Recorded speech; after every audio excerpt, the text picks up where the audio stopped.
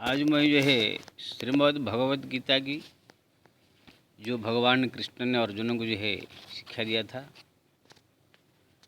उसका जो है 16 और 17 नंबर जो है श्लोक दूसरा अध्याय की तो व्याख्या करने जा रहा हूँ। कल मैं बताया था भगवान ने कहा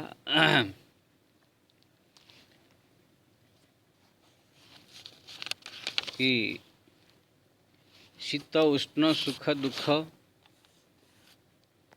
ये जितने सब है अनित्य है, ये सब आते जाते रहेंगे, मान अपमान आदि। इसलिए ये आए तो भी दुखी नहीं होना चाहिए, दुख आए तो भी दुखी नहीं होना चाहिए, सुख आए तो भी उत्फुल्लित नहीं होना चाहिए, ये सब अनित्य है। आई जो है भगवान कृष्ण जो है कह रहे हैं 16 नंबर श्लोक में, नासतो विद्यते भावो ना भाव विद्यते सत उभयरपि दुष्टन्तस्तनयोर्तत्तदस्सिभिः अविनाशि तु तद्विधिं येन सर्वमिदं ततं विनाशमव्ययस्यास्यं न कश्चित् कर्तुर्महर्ति। भगवान ने कहा कि हे अर्जुन, संसार में दो चीज़ है, एक है असत वस्तु असत, एक है सत्य। सत्य यानी जो सब दिन के लिए रहता है, कभी नष्ट नहीं होता है, पहले भी था, अभी भी है, आगे भी रहेगा, कभी यह परिवर्तन होता नहीं, जैसे था ऐसे ही सदैव रहता है, इसको सत्य कहते हैं। असत्य उसे कहते हैं थोड़ा टाइम के लिए आभास हो जाता है, फिर ये थोड़े समय बाद परिवर्तन हो जाता है, समाप्त हो जाता है, पहले भी था नहीं, थोड़ा टाइम के लिए दिखाई दिया, उसके बाद समाप्त हो गया। जैसे स्वप्न, रात में सब स्वप्न देखते हैं,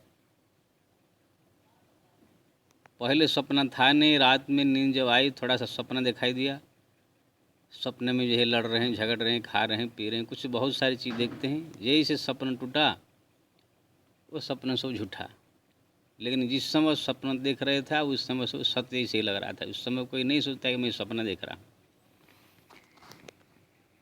ऐसे ये संसार में हर एक चीज़ भगवान जो है कह रहे हैं असत वस्तु का कोई स्थायी नहीं है, स्थिर नहीं है। वो सदैव जो असत वस्तु अभाव है, वो कभी ढूंढेंगे तो सब समय नहीं मिलेगा, कुछ समय के लिए खाली सामने दिखाई देता है। नास तो विद्यते भावो ना भाव विद्यते सत, सत वस्तु का कोई अभाव नहीं है, और जो असत्य वस्तु है उसका कभी जो है भाव नहीं, यानी है ही नहीं, खाली दिखाई देता है थोड़ा टाइम। जैसे उदाहरण और आपको दिया जाए, घड़ा है, मिट्टी का घड़ा, कुम्हार जो है जाकर कुछ मिट्टी लाया, लाकर उसको जो है एक घड़ा का आकार दिया, सामने आया तो एक जो घड़ा बन के दिखाई दिया। कुछ समय के लिए 15 दिन, 20 दिन, महीना, 2 महीना, 4 महीने के लिए घड़ा के रूप में हमारे सामने वो प्रस्तुत हुआ, और उसको हम ये घड़ा कहने लगे। ये भूल गए कि ये मिट्टी है, पहले मिट्टी रूप में था, फिर ये बनकर घड़ा हो गया, इसका घड़ा नाम हो गया। ये थोड़ा दिन ऐसे हमको दिखाई दिया घड़ा के रूप में, लेकिन जैसे टूट गया तो समय पूरा हो गया तो फिर वो मिट्टी में मिल गया। यानी पहले घड़ा था नहीं, थोड़ा टाइम के लिए घड़ा के रूप में दिखाई दिया, फिर वो समाप्त हो गया। मिट्टी के रूप में था, फिर जो है घड़ा के रूप में दिखाई दिया, फिर जा कर के जो है बालू मिट्टी कुछ ऐसे बन गया। थोड़ा टाइम के लिए हमको आभास काल दिखाई दिया। ऐसे ही हर एक चीज़, टमाटर है, बीज बोया गया ज़मीन में, कुछ जो है ज़मीन में से कुछ रस, कुछ ऐसी चीज़ विटामिन से खींच करके एक टमाटर का रूप धारण किया पौधा में। वो टमाटर जो है कुछ दिन के लिए हमको टमाटर, लाल लाल टमाटर के रूप में जो है दिखाई देगा। 10 दिन, 15 दिन, 20 दिन, महीना तक, जो भी, ये महीना तो जाता नहीं है, 10 दिन, 5 दिन में ये सब सड़ जाता है। तो जैसे वो टमाटर को फिर चटनी बनाए, वो टमाटर का चटनी रूप धारण कर लिया। अब उसको जब खा गए, कोई खा जाता है, फिर पेट में जाने के बाद फिर उनको टमाटर कहेगा ना उनको कोई चटनी कहेगा, वो समाप्त हो गया। फिर जो आप शौच करने के लिए जाएंगे बाथरूम में, वो बाथरूम के रूप में जो उसका अंश था सो निकल गया, फिर वो न टमाटर कहा जाएगा ना कुछ, वो मलमूत्र के रूप में बदल गया। यानी कि टमाटर जो है पहले कुछ समय के लिए जब बीज बोया गया, पौधा में आया, पौधा में आ करके जो है कुछ दिन जो है सामने लाल लाल बड़ा सुंदर दिखाई दिया, फिर जा करके जो है बिस्टा के रूप में जो है निकल गया, फिर जाकर मिट्टी में मिल गया। यानी टमाटर जितना टाइम तक हमको टमाटर के रूप में दिखाई दिया, ये खाली सपना जैसा खाली थोड़ा टाइम दिखाई दिया, जैसे रात में सपना देखते हैं सत्य जैसा लगता है। टमाटर कोई सत्य वस्तु नहीं है कि सब दिन के लिए हमको ये दिखाई देगा, सब दिन के लिए रहेगा। वो पहले था नहीं, कुछ टाइम के लिए ऐसे टमाटर के रूप में आया, फिर ये समाप्त हो गया, बिस्टा के रूप में परिणत हो गया। ऐसे ही सेव है, नाशपाती, केला है, अंगूर, जो कुछ भी दुनिया में आप देख रहे हो, पेड़ पौधे से लेकर के कोई वस्तु है, सब चीज़ ऐसे ही थोड़ा टाइम के लिए हम लोग को खाली लोभावना दिखाई देता है। ऐसे ही मनुष्य का शरीर भी है, कोई भी जीव का शरीर भी है। जैसे मनुष्य का शरीर है, स्त्री पुरुष संयोग किया, स्त्री के शरीर में पुरुष का बीज कण गया, जा करके जो हमारा छोटा सा रूप धारण किया, पहले दूसरा महीने में थोड़ा बड़ा रूप धारण, तीसरे चौथे ऐसे होते होते धीरे धीरे हाथ नाक कान सब, 10वां महीना जब आया तो ये एक बच्चा के रूप में पैदा हुआ। अब वो जो है बस जब बच्चा के रूप में पैदा हुआ तब जो है हमको दिखाई दिया, हाँ हाथ है, पैर है, नाक है, कान है। 2-4-5 किलो का मांस जो माँ ने खाया, अपना दाल भात रोटी सब्जी, उसी से जो है बच्चा का शरीर बना, सब मांस रक्त जो कुछ हड्डी पड्डी। 5-7 किलो मांस एक पुतला आकार जैसे धारण करके उसके अंदर जो है आँख नाक कान से व्यवस्थित बनाया गया, उसको जो है एक बच्चा कहा जाता है। फिर धीरे धीरे वो बड़ा हुआ, फिर उनका नाम शाम राम सब रख दिया गया। यानी राम अभी 15 साल का हो गया तो ये जो है कि मांस का एक पिंड है 50-60 साल की, 50-60 किलो की या 40 किलो की, तो तरह तरह सजावट कर दिया गया। ये है राम सिंह या रघु सिंह या सुरेश, नाम ऐसे दिया गया कि मांस का एक पिंड है, लुथला। जैसे कुम्हार मिट्टी का घड़ा बना, ऐसे ही मांस का एक पिंड बना मनुष्य के रूप में, उसको हम राम, सुरेश, रमेश ऐसे नाम दे दिए। ये जो है 50-60 साल, 70 साल, 80 साल तक ये दिखाई देता है। जैसे मिट्टी का हांडी 10 दिन, 15 दिन, महीना दिखाई देता है, टमाटर 8-5 दिन, 7 दिन में समाप्त हो जाता है। लेकिन ये मनुष्य का शरीर जो है किसका 40 साल, किसका 30 साल, 10 साल, 5 साल, 20 साल, 50 साल, 80 साल, 100 साल, 90 साल, ऐसे तक हमको दिखाई देता है। ये भी स्थायी नहीं है। उसके बाद जैसे 90 साल हो जाएगा, फिर धीरे धीरे जर्जर होकर के समाप्त हो गया। पहले ये राम सिंह था नहीं या सुरेश सिंह था नहीं, 20-50-60 साल के लिए दिखाई दिया, फिर कहाँ समाप्त हो गया ये शरीर। इसी प्रकार के संसार में सब चीज़ जो भी देख रहे हैं, एक सपना की तरह थोड़ा टाइम दिखाई देता है, फिर जाकर समाप्त हो जाता है। इसलिए सबको असत्य कहा गया है।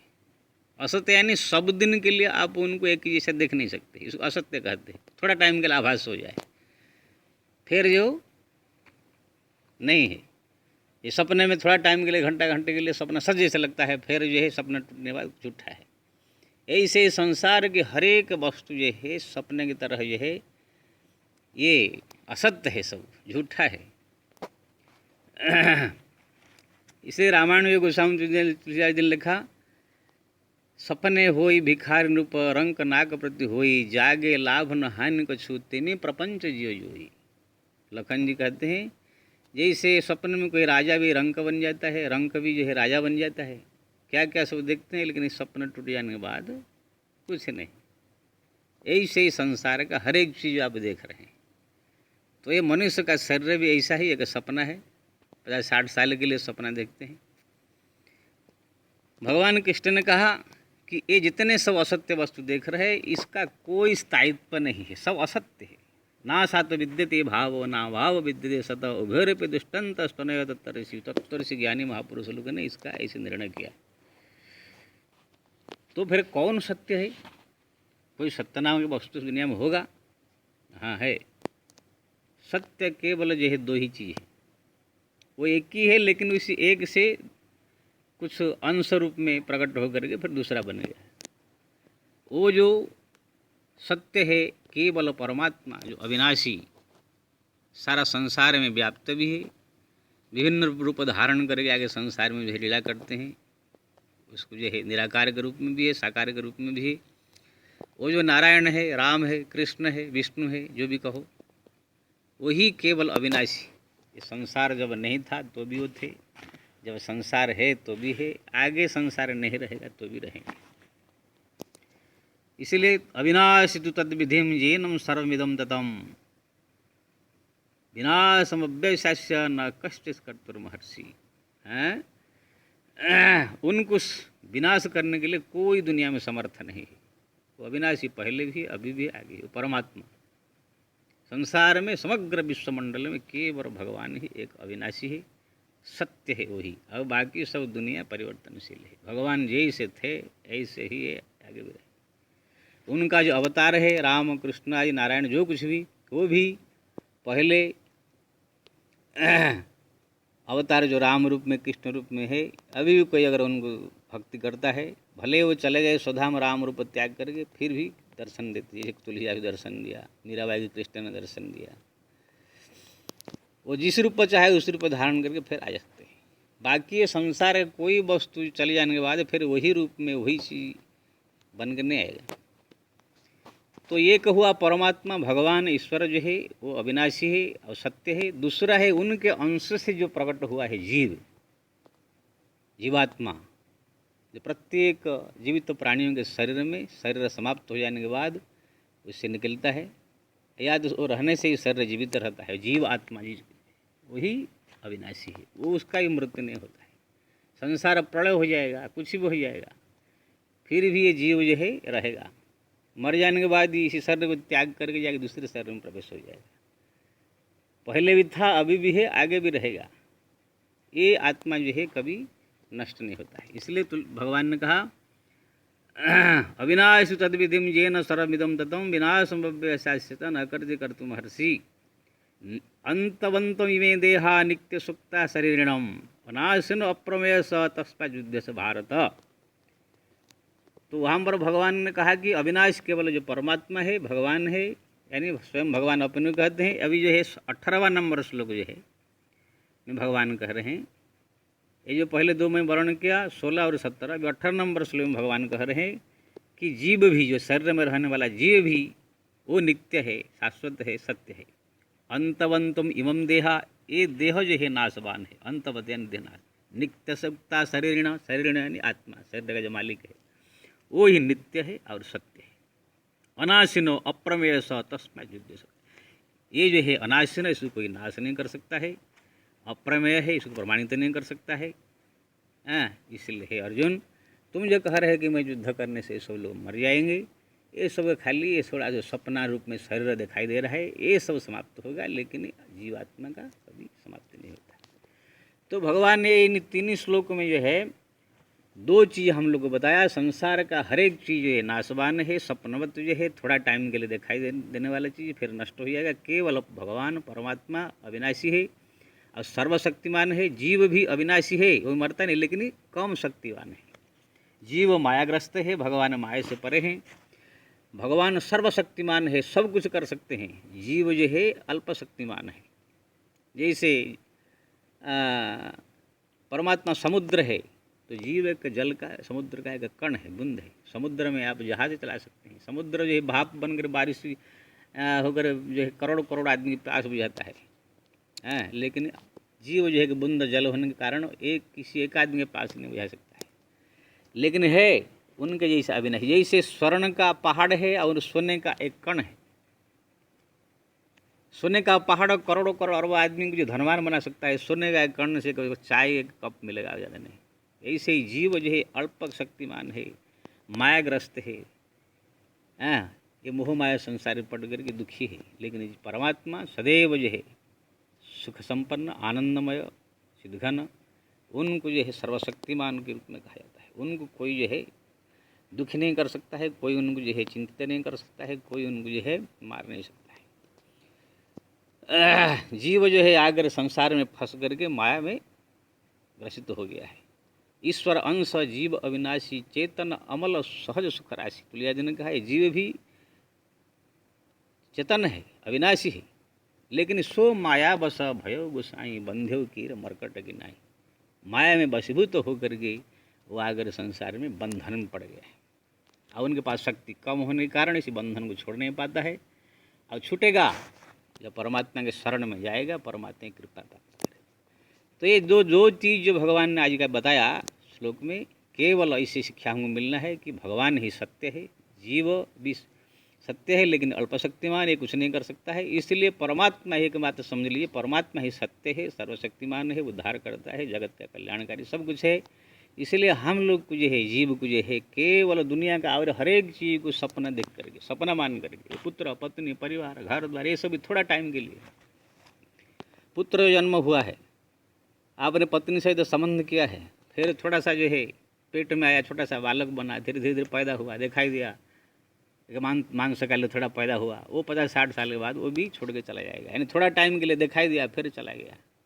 ऐसे ही पत्नी है, पुत्र है, परिवार है, भाई बंधु कुट सब एक क्षण भंगुर है। केवल परमात्मा ही हमारा साथी है, परमात्मा ही चिरंतन सत्य है। इसलिए हम सब जीवों को जो है केवल उसी परमात्मा का भजन कीर्तन पूजा पाठ सब करना चाहिए और उनके शरण में जाना चाहिए, तो वही हमारा कल्याण करेगा। जैसे समुद्र का जल भाप बन कर पहले बादल बन कर आकाश में जाता है, फिर बारिश होता है, फिर बारिश बन कर जल नदी तालाब होते, फिर समुद्र में जाता है। ऐसे ही ये जीवात्मा परमात्मा से अलग होने के कारण कहीं भी जाए तो वे सुखी नहीं हो सकता है। केवल उसी परमात्मा के शरण में जाएगा तो सुखी हो सकता है। अग्नि का शिखा आकाश की ओर जाता है, क्योंकि ना आकाश में उनकी जो है मूल पिंड सूर्य नारायण है, वहाँ जाने से उसको शांति मिलेगा। वही पत्थर फेंका ऊपर तो नीचे आता है, क्योंकि ना पृथ्वी से निकला हुआ पत्थर जो है पृथ्वी में आकर शांति प्राप्त करेगा। ऐसे ही परमात्मा से निकला हुआ है जीवात्मा जब तक परमात्मा के शरण में नहीं जाएगा तब तक जो है भटकता रहेगा, कभी सुखी नहीं हो सकता है। तो ये सब ज्ञान जो भगवान ने कहा मैं आपको सुनाया, लेकिन ये इतना सहज नहीं है। सारा संसार को सपना मान करके परमात्मा को ही सब कुछ समझ कर उनके भक्ति में आ जाना इतना आसान बात नहीं है। मैं कह दिया, आपने सुन लिया, बस फिर भूल जाते हैं। लेकिन ये ज्ञान स्थिर तब होगा जब आप भगवान का नाम जप करेंगे, उनको प्रार्थना करेंगे, हे प्रभु कृपा करो, दयालु, मोह माया वशीभूत हम सब प्राणी है, कृपा करो जिससे कि हमारा एक ज्ञान स्थिर हो जाए, हम भी अपने आप आत्मा समझे, आपका चरण का दास समझे, ये मिथ्या संसार को जो है मिथ्या मायामय समझे।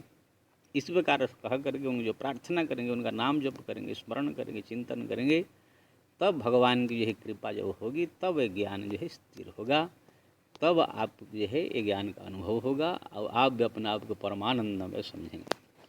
जय श्री राम।